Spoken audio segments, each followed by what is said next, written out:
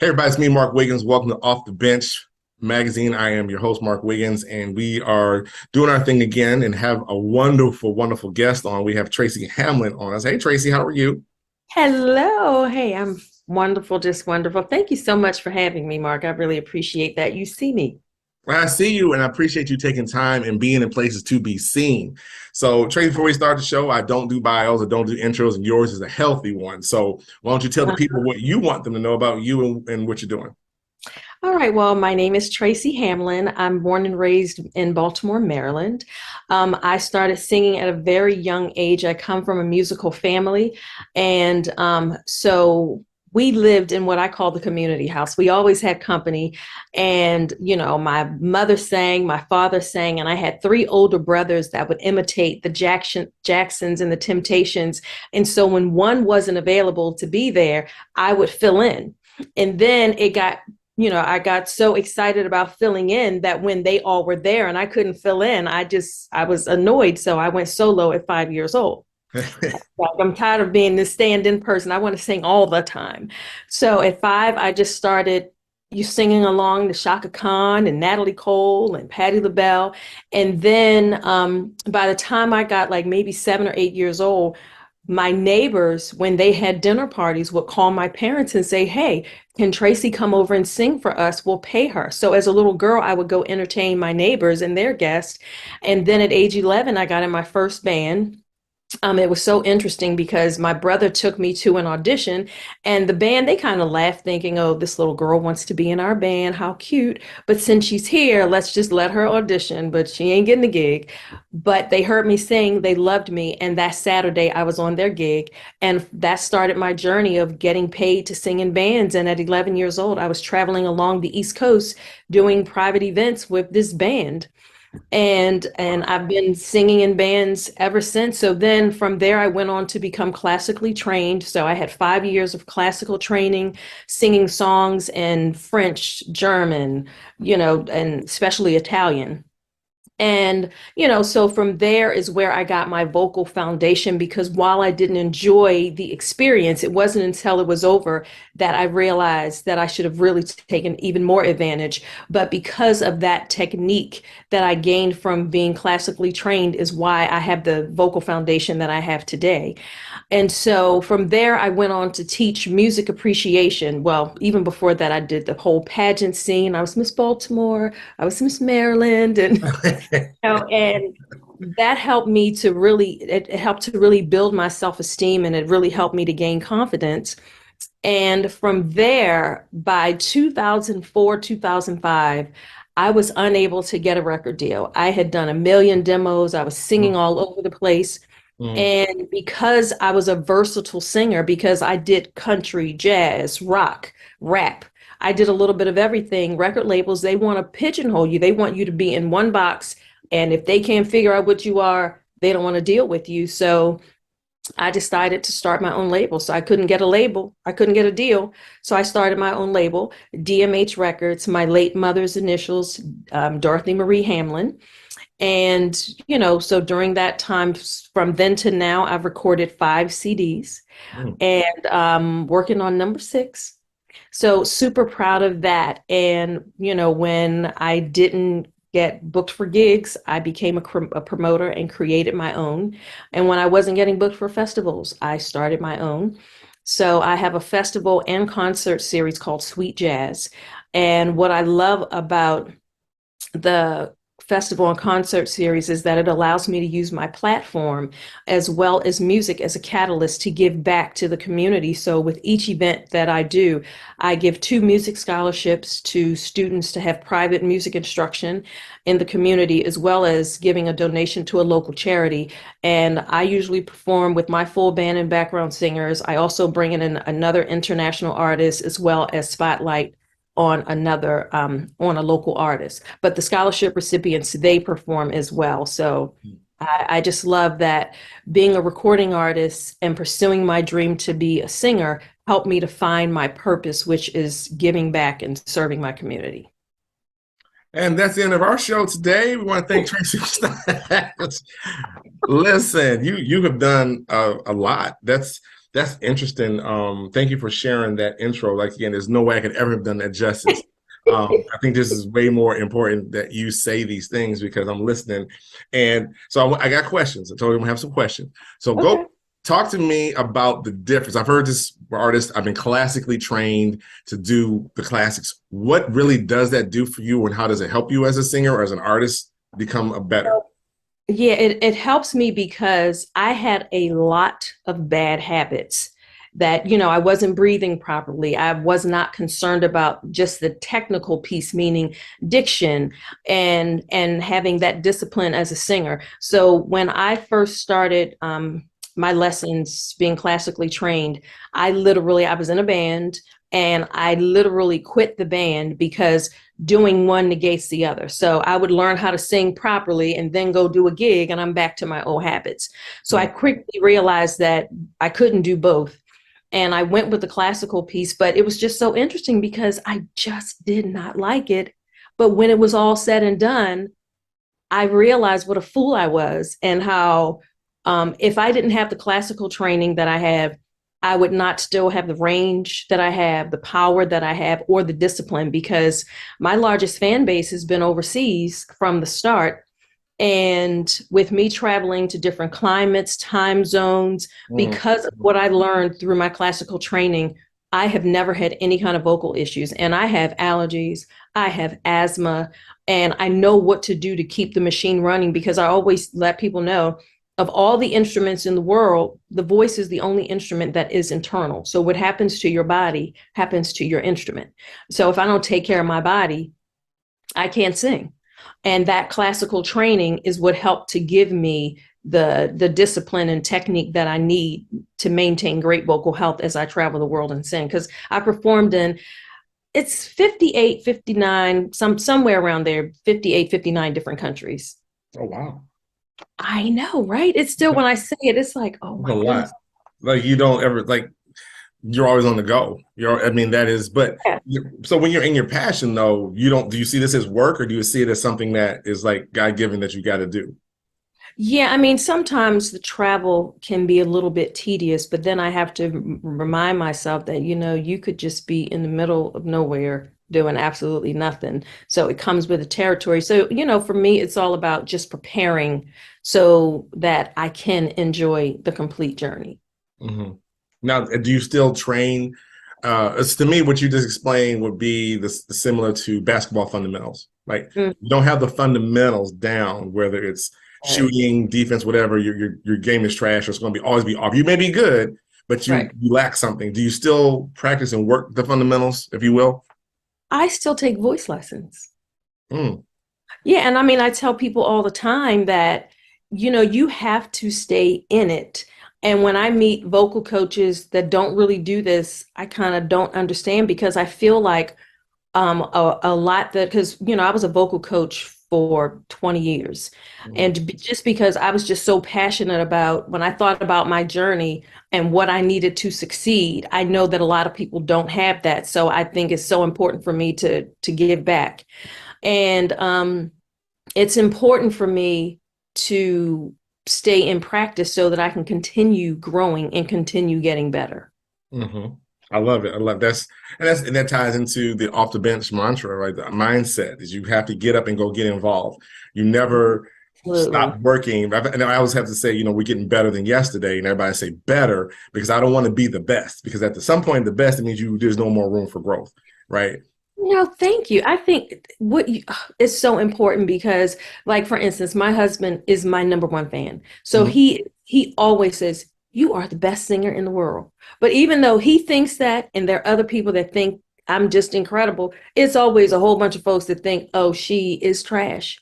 You know what I'm saying? So I just feel like no matter how great I could think I am or other people think I am, there's always room for improvement. That's You that's stay that right. It's got to have that flexible mindset. People say, "Oh my God, Mark, I heard you speak." When we met, I was doing that workshop, and a lot of people Right. hadn't speak before. Oh my God, you know how long I've been working at this, and how I continue to work at it. Podcast interviews, still writing for the magazine. All those are exercises for me to work on my voice, delivery, storytelling. All of that matters. So when you stand up and people go, "That was amazing," you go, "Yeah, but I kind of messed up over here." But that's not for you to know. That's just me.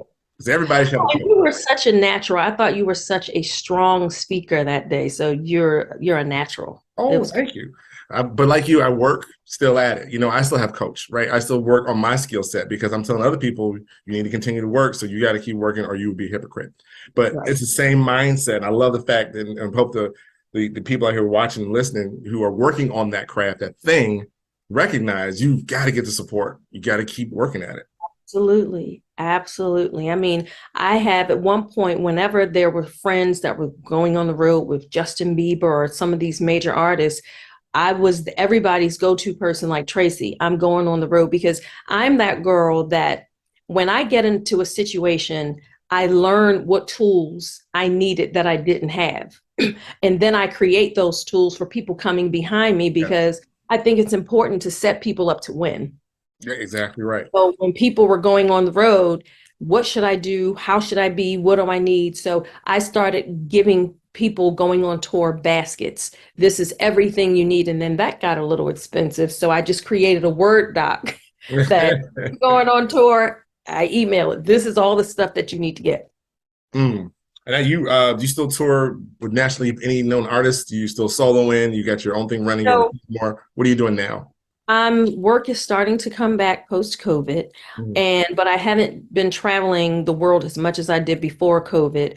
And I perform sometimes with Will Downing. I perform sometimes with Peebo Bryson, but I haven't done anything with them out of the country. The majority of the work out of the country was solo work or when I sang with Gloria Gaynor.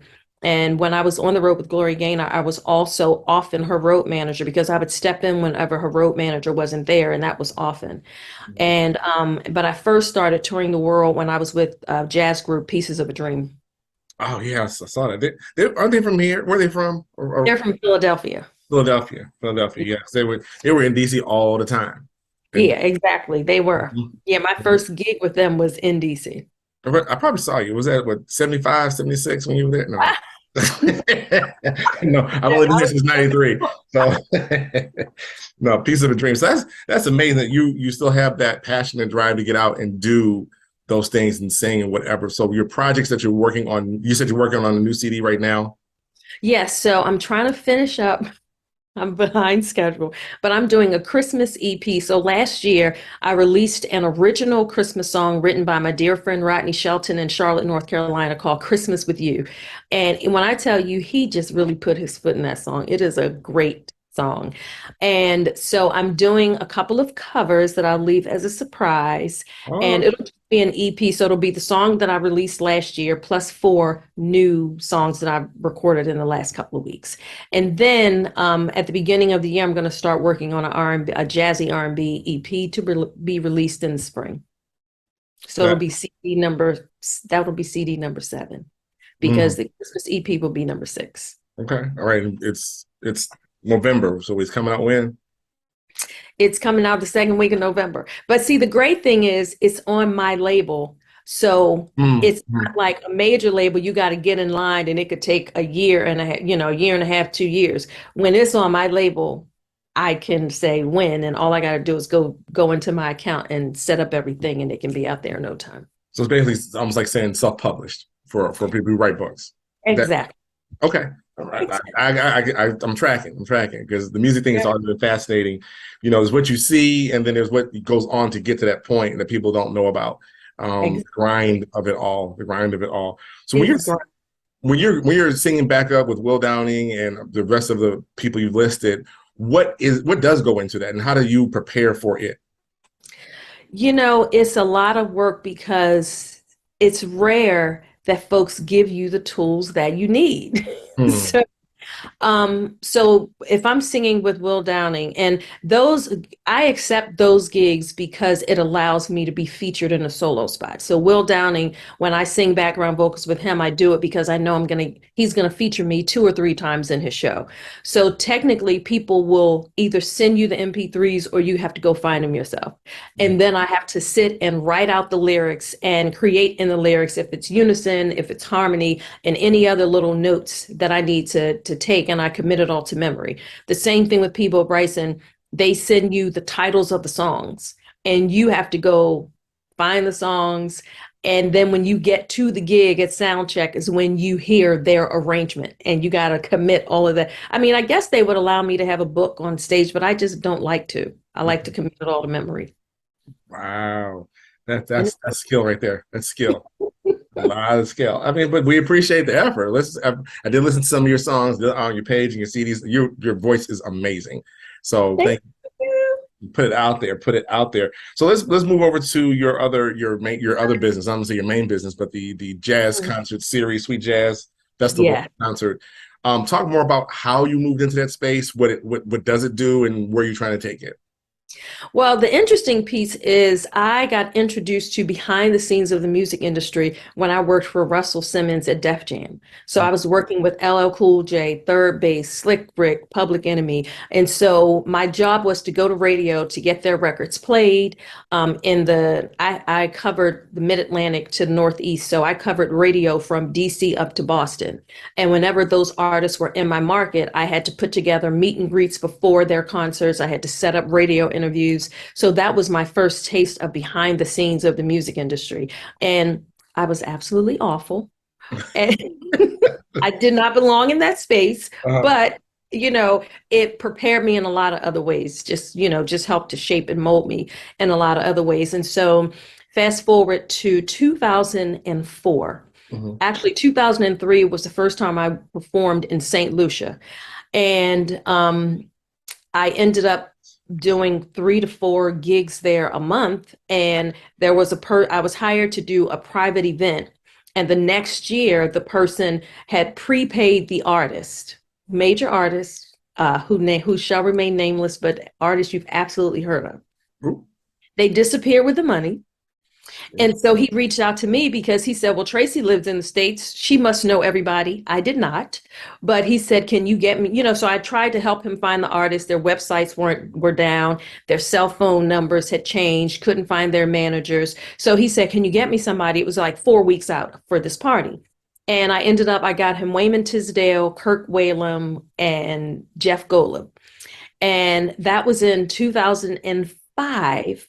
And then the next year, so this party happened every year, and I started booking like Marcus Miller, Layla Hathaway, Sheila E., Gerald Albright. And so I started building relationships with the artists or the managers. So when I moved to Loudoun County and realized they had all of those wineries, I thought, well, jazz pairs well with wineries. And I have all this experience because I did the events in St. Lucia for 9 years. So I've literally been to St. Lucia 60 times between doing vocal workshops and performing for their jazz festival or coordinating this event, which I did for 9 years. And so, and I didn't realize the struggle that I was in for, because in St. Lucia, it was the birthday party for somebody that became a mini festival and kind of like an unlimited budget. Whereas when I did my jazz festival, I had to sell tickets and folks were not buying those tickets. So different kind of stress. And, but I thought it would be great for me to do because I was seasoned with all the behind the scenes stuff and I could use it to give back to the community, because I tell people all the time, music saved my life. Music changed my life. If I did not have that path of pursuing my dream, I would have become a product of my environment. So if I can keep somebody else from becoming a product of a negative environment, it definitely touches my soul and fills my cup. And so that's how I got started with doing the festival. So we did it for 2 years, and then COVID hit. And after COVID, I didn't have the finances to bring back the full festival, because the full festival was from 12 to 8 p.m. And we had multiple artists with food trucks, and people would bring their chairs and sit out, on the lawn. It was outdoors. We also had a VIP reception. A VIP package. And then after COVID, I moved everything indoor. And it's just more of an intimate setting. But we give 2 scholarships, and to see these kids perform at each event, it just is amazing to me. And I think it's important to let people know, when I say partial proceeds go to support 2 students as well as a local charity, it's important to me that folks see this is where the partial proceeds are going to. These two people, they perform, they get their check, and we have the representative from the charity. They come give a blurb about their organization and receive their check as well. Mm, And then, of course, I perform, and it's just a fun night with great food and great people. nice. And we back on schedule now? We rolling that out? This coming spring, summer? When we doing it? Well, so last year I started with a series and I've had 3 in the jazz concert series. So the next one is going to be spring and we're trying to figure out the date and how big we're going to go. But it's absolutely going to be indoor because having events outside, when you think about the weather, it just stresses me to no end. So I think it looks like we're going to stick with a concert series, but maybe have it a little bit bigger than what we did. This year we've done 2. We did one in May and we did one in August. Oh, May. I missed the one for May. That's my birthday month. I missed all Oh of my, that. See, you miss it. when I told you when I met you, I said, Tracy, I've not seen I action on know. that. And, the community I run in, no one said a word. So either I'm not paying attention or whatever. In the Black Greek community in Loudoun County is pretty close. So I must have missed something. I mean, it's my fault. I'm sure I probably paid attention. No, I mean, it's been really, really, really hard bringing awareness. I feel like with the last event, which was our 5th, I feel like we made tremendous strides in bringing awareness to the brand and what we do because a lot more people know about it because that's been the challenge. I mean, even though I've been on TV, the local morning shows in the the DC, Maryland, Virginia area, I've been in the local papers. I mean, I go to every networking event known to man, and it's just not enough. So I just stay in the hustle. Plug in right now. Where can people go? We'll put in the show notes, but just go ahead and say it for those who may be listening and watching. Where can we find your information? sweetjazzconcerts.com or tracyhamlin.com, TracyHamlin.com. So between the two on the websites and our social media page, we're just plugging. We boost our posts. We do sponsored ads. And in the local newspapers and on local morning shows. Nice. Okay, well, I'm sure come around. I'll be looking for it. And I told you I want to come and cover and paparazzi the event. I want to come. Yes, I would love to have you there. Absolutely. Out because we're doing more. I want to do more of those things. I think I got bit when I did the NBA All-Star game, and that sounds good. Yeah, and I got to hang out with LeBron James's mom and her single moms thing that she did. She had a private brunch, and I had access to the fashion show. You couldn't tell me nothing. I had bought a camera. I had to stop at the local camera shop, put the settings on this thing and make sure it's working. I had no idea. I'm snapping away, talking to everybody. I put it, and it took 2 issues to get it all out. But it was, I had a good time. So I need to do more of this. I need to do more covering stuff. So let me know. Awesome. And OTB will be present. We will be in the house. We'll be in the house. But that's anything. So anything else we need to know? What else are you into? Any other projects? I mean, as if that's not enough, you got your label. Now, do you have any other artists on your label, or is it just you at this moment? I have other artists on the label. We have Rodney Shelton was the most recent. So he had a single out. He had 2 singles out, and then he is also going to be releasing a Christmas EP. So they're coming out at the same time, but 2 completely different projects. And for those who don't know, what is an EP? Oh, I'm sorry. So an EP it's shorter than an album, but longer than a single. EP stands for extended play, but it's shorter than one single, but longer. I mean, it's shorter than an album, but longer than one single. So we got a single in. I got a number 2 special with a side and an extra biscuit. Is that what you're telling me? Exactly. And so, and if an EP is at least 22 minutes, it qualifies to be in an album category for the Grammys. Okay.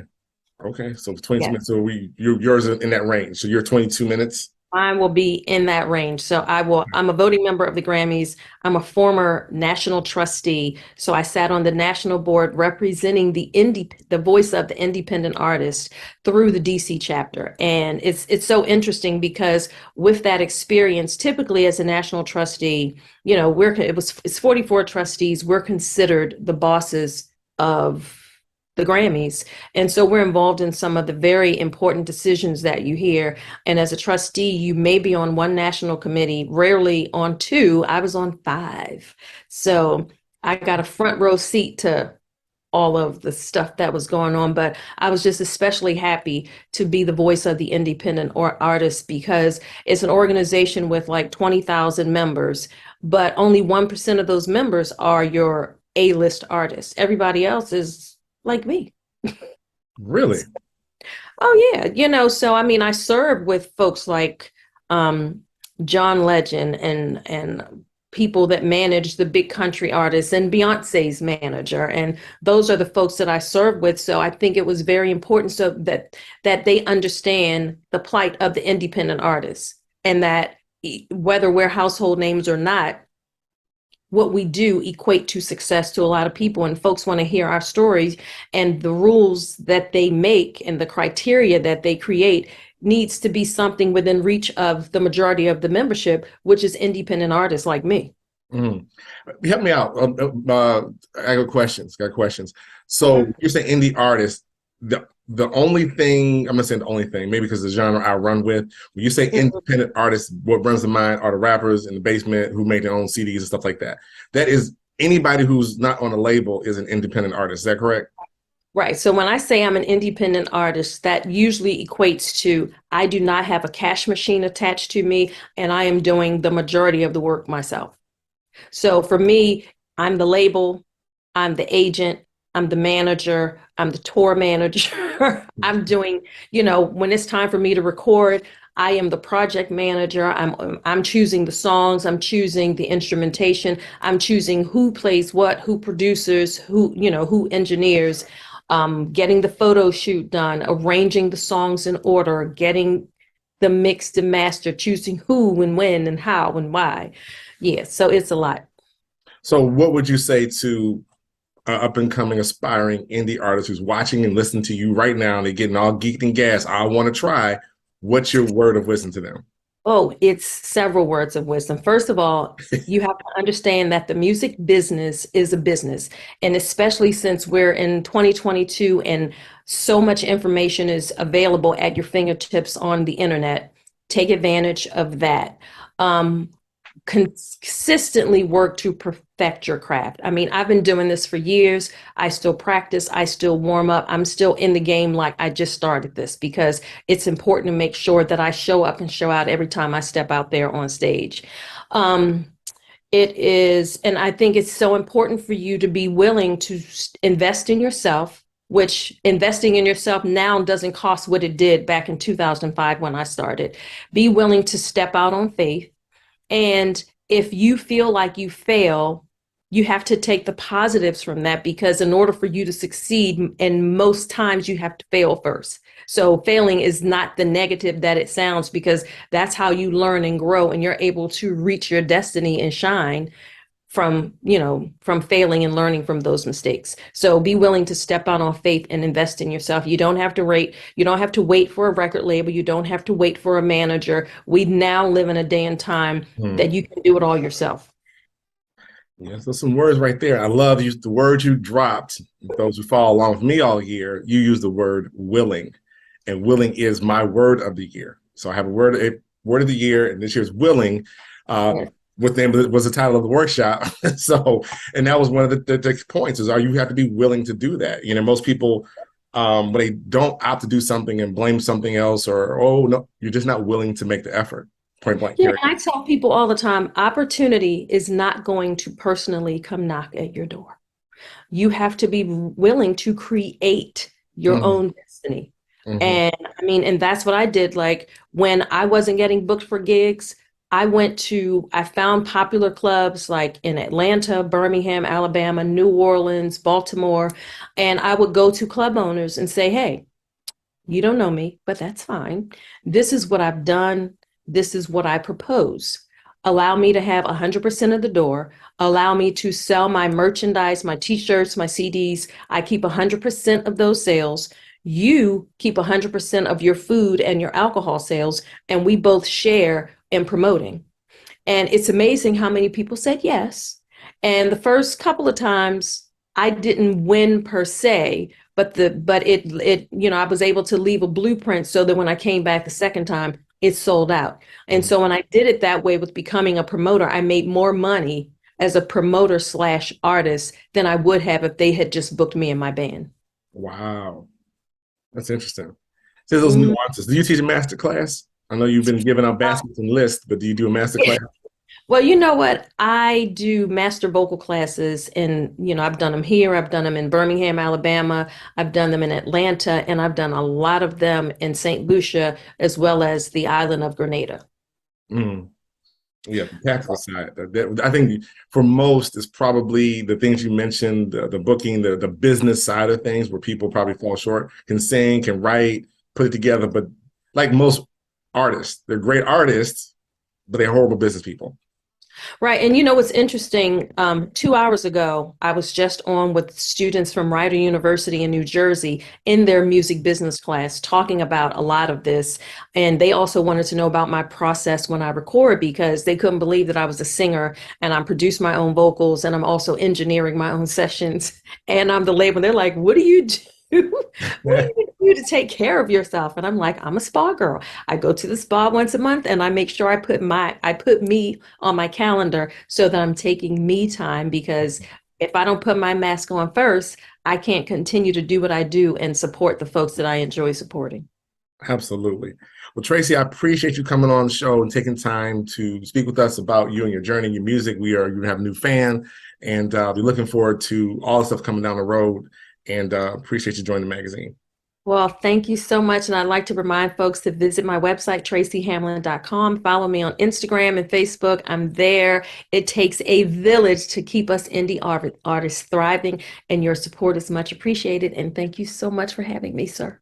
You're welcome. And as always, if you can reach your dreams with a step ladder, then they're probably too low. I'm out. Love that.